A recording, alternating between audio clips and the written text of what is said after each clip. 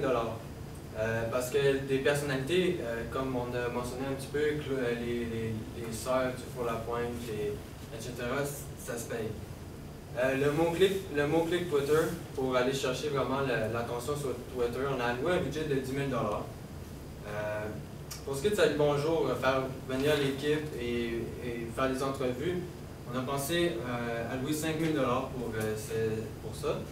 Et les entrevues à la radio aussi, 5 000 $. L'entreprise événementielle, on a alloué un budget de 6 000 $. Qu'est-ce qu'on veut dire par entreprise événementielle? C'est par exemple une compagnie qu'on engagerait pour, lors de l'événement, qui pourrait faire signer aller chercher des clients, faire signer comme la carte fidélité et aller chercher justement des clients. Donc, ça serait, disons, une vingtaine de personnes qui, pendant l'événement, iraient voir les clients potentiels qui vont venir à l'événement pour aller les attirer. Pour les blogueurs urbains, on a alloué un budget de 2 500 $. Les gratuités plus toutes les marchandises promotionnelles qu'on va distribuer lors de l'événement, on a quand même pas mal d'objets qu'on aimerait distribuer, de marchandises promotionnelles. Donc, c'est pour ça qu'on a alloué un budget de quand même 10 000 $ pour ça. Publicité Facebook, on veut vraiment s'assurer d'être présent sur Facebook parce que Facebook, c'est un média social d'importance. Donc, on a alloué un budget de 7 500 $ pour Facebook. L'allocation de l'espace. Donc, l'allocation aux alentours du Château Frontenac, on estimait à 10 000 $. C'est une place très passante, très populaire, avec un symbole dans le Château Frontenac. Donc, on a alloué un budget de 10 000 $. L'allocation de matériel, donc l'événement, on a besoin de tables ou de toutes sortes de petits matériels comme ça, on a alloué 1 000 $ pour ça. Gestionnaire de communauté. Donc, on a alloué un budget de 2 000 $ pour nous faire connaître auprès des communautés. Donc, ça fait un total de 99 000 $. Donc, le budget qui nous a été alloué était de 100 000 $. Donc, on est juste un petit peu en dessous. Donc, ça nous garde une certaine marge d'erreur, si on veut, pour respecter le budget alloué. Juste assez pour être raisonnable. Parce que dépasser 100 000 $, ça commence à faire un peu. Donc, pour terminer, on pourrait qualifier notre stratégie d'audacieuse, de remarquable et de mémorable. Donc, dans le fond, rapidement, ce qu'on veut faire, on veut créer un buzz autour d'un événement. Un événement près du Château Frontenac, un événement qui va être mémorable. On veut que les gens s'en souviennent. On veut que les gens aient le goût d'aller au Thé Alexandre. Pourquoi? Parce qu'on va avoir eu des gratuités. Ils vont avoir eu un paquet d'objets promotionnels. Et ils vont être fidèles à la marque. Ils vont aimer ça, ils vont avoir apprécié leur journée et c'est justement cette image-là qu'on veut laisser à nos clients. Donc maintenant, je vous inviterai, si vous avez des questions, on est disponible pour répondre aux questions.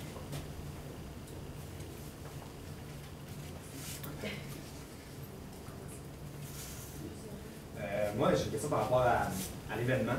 En gros, en général, c'est risqué un événement. Juste d'abord, en partant le Château Frontenac, on fait quoi s'il dit non par rapport à tout ça? Avez-vous un plan B sur la place? Est-ce qu'on devrait même s'associer avec un autre événement en lieu qui est déjà bien établi? En fait, c'est sûr que ça, on peut en discuter, là, mais évidemment, à Québec, il n'y a pas juste le Château Frontenac comme événement central. Il y a plusieurs endroits à Québec où on pourrait faire ça. Évidemment, le Château Frontenac, c'est ultimement ce qu'on aimerait. Mais advenant le cas où c'est pas possible, c'est sûr qu'on va examiner d'autres endroits. Il y a une foule d'endroits, que ce soit dans le Vieux-Québec ou ailleurs, qui serait possible de faire. Okay. Et s'associer avec un événement, exemple le Marathon de Québec. Ça serait possible. Ça serait aussi très intéressant de faire ça. Plus ou moins que l'idée qui est là, selon vous, côté risque?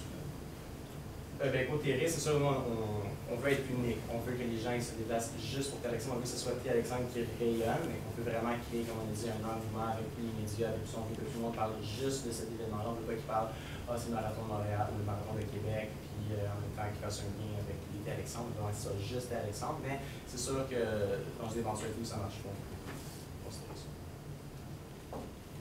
Vous avez identifié 3 cibles, en fait 3 dames.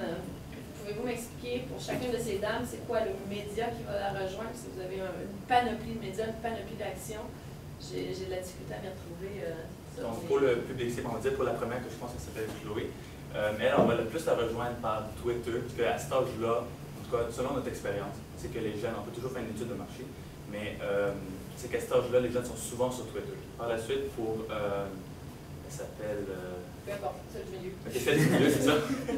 Celle du milieu, on va plus la rejoindre par Facebook, parce qu'à cet âge-là, Facebook, Twitter, c'est plus tant que ça. Facebook, c'est plus on va retrouver nos amis, on veut avoir un contact avec nos amis, donc on va la rejoindre par là. Et la troisième, c'est plus par la radio. À 35 ans, on écoute un peu plus la radio, pas nécessairement pour les chansons, mais aussi plus pour un talk show, quelque chose comme ça à la télévision. Des courriels?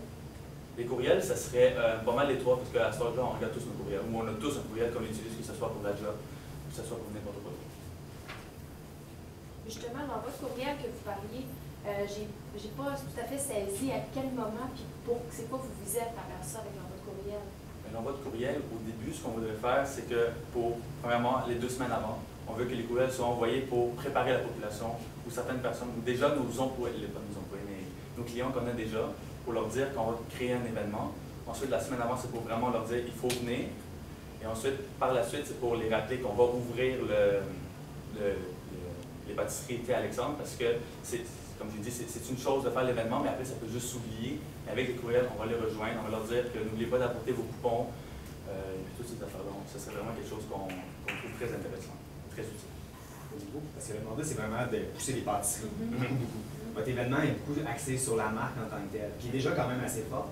Pourquoi on n'utilise pas notre lieu de vente, notre force de notre marque actuelle, pour justement juste amener les gens à goûter les pâtisseries en magasin, ou trouver des nouveaux points de distribution pour essayer de pousser nos ventes à ce moment-là, soit en épicerie ou ailleurs. Okay. En fait, on veut vraiment que l'événement soit remarquable. On veut justement que les gens s'en souviennent. On veut qu'ils s'en souviennent. En fait, s'ils se déplacent à cet événement-là, c'est parce que déjà, ils commencent à avoir un intérêt pour ce produit-là.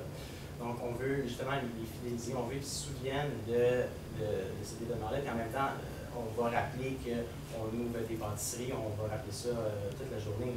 On va donner des coupons à tout le monde pour qu'ils viennent justement voir les Thé Alexandre, pour qu'ils se déplacent là. On va vraiment les inciter à se déplacer là pour aller découvrir justement ces pâtisseries-là.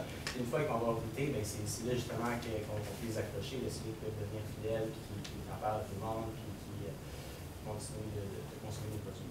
Je fais du pouce sur l'idée de mon collègue. C'est l'ouverture. On a 300, 500 personnes à notre méga Zumba. Il y a un potentiel facilement 300 000, 400 000 personnes à Québec dans votre cible. Il me manque 380, 990 000. Comment je fais pour rejoindre ces gens-là qui ne sont pas venus, qui n'ont pas vécu?